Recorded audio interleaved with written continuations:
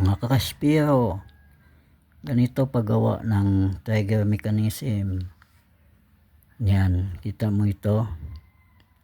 Yan, ganito yan ang ano niya sa ilalim.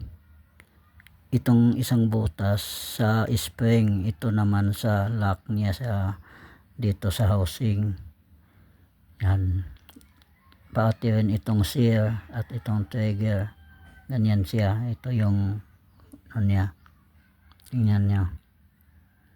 Yan, pagkalabit mo yan, siyempre iikot ito pag ganyan, ito bababa, so release ito. Ngayon gagawin natin dito sa kabila, sa ano, sa yung na ano na mo yan.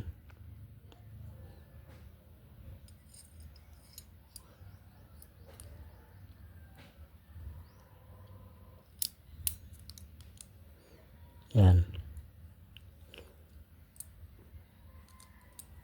nakano na yung line release. Yan, ito yan, yan yung spring. Yan, papunta yan doon sa dito sa trigger.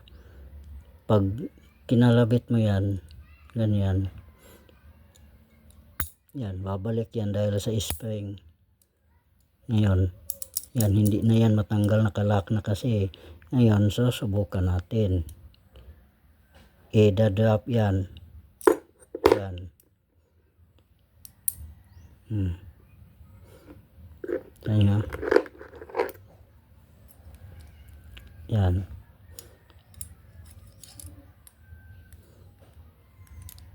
Yan.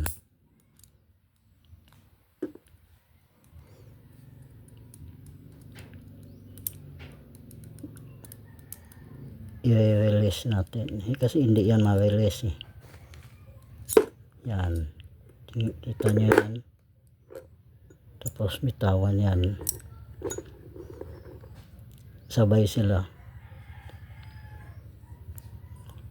Ito yung magandang pagkagawa.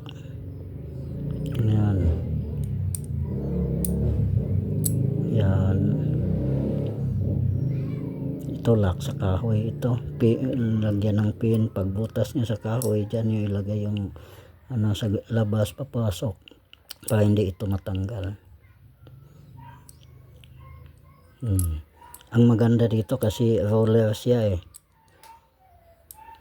Alam niyo ba yung ano niya? Yan, kita niyo yan, roller. Yung shear niya may roller sa ano dulo.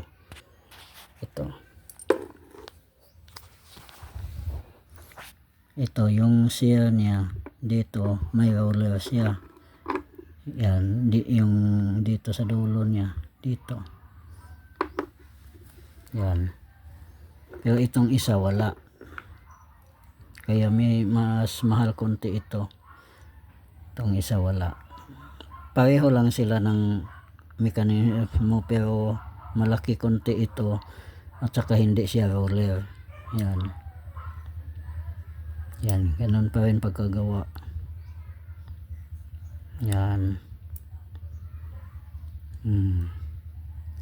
May dalawang butas din ito katulad noon. Itong dalawang pin para sa kabila, itong yung isa, ito naman para sa dito. Pero pareho lang sila ng sukat.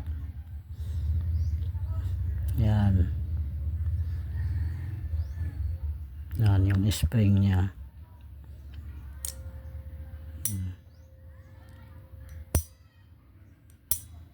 Yan.